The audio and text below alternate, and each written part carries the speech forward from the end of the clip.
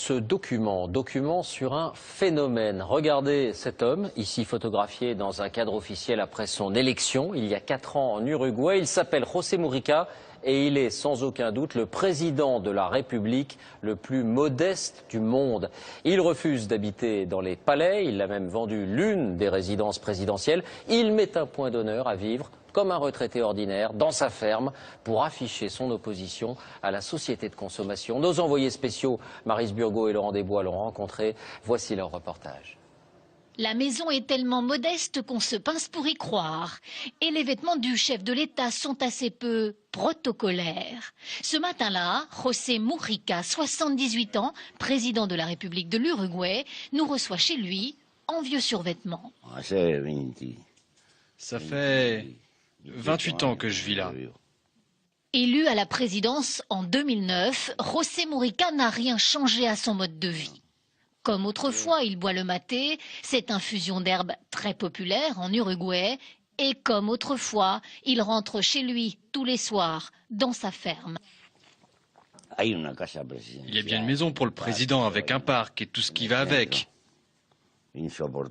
Insupportable. Si tu veux une tasse de thé, il faut marcher 200 mètres.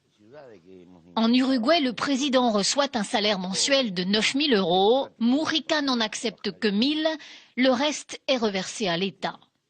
L'ex-guérillero d'extrême gauche est aujourd'hui un président totalement hors norme, un ovni politique façonné par ses années de prison sous la dictature militaire. J'ai dû vivre pendant 10 ans dans des conditions extrêmes. Et quand la nuit, j'avais un matelas pour dormir, c'était comme avoir gagné à la loterie. Alors j'ai appris à vivre avec rien. Je ne fais pas l'apologie de la pauvreté. C'est plutôt l'apologie d'une vie avec seulement ce qui est nécessaire. Chez les Mujica, pas de personnel de maison, la première dame se charge de la cuisine. Le racetisme n'est pas une façade. Ils prônent aujourd'hui tous les deux un socialisme matiné d'économie de marché et ils sont d'accord sur la place du couple présidentiel. Il y a eu des femmes de présidents qui ont joué ce rôle de première dame, mais moi je travaille, j'ai été élue sénatrice. Pour arriver jusqu'ici, il faut quitter Montevideo, la capitale de l'Uruguay, et emprunter ce chemin de terre rudimentaire.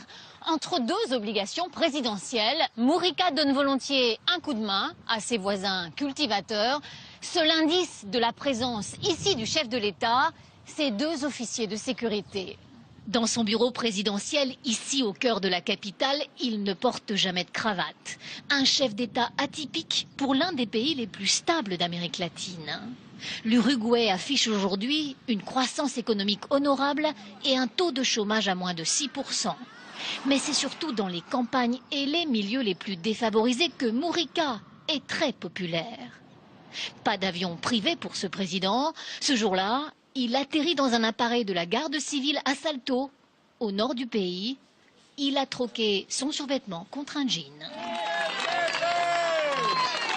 Il vient inaugurer des logements sociaux pour des mères célibataires. Le président se laisse embrasser et photographier avec bonhomie. Ses gardes du corps ont ordre de ne rejeter personne. Il est un exemple pour nous.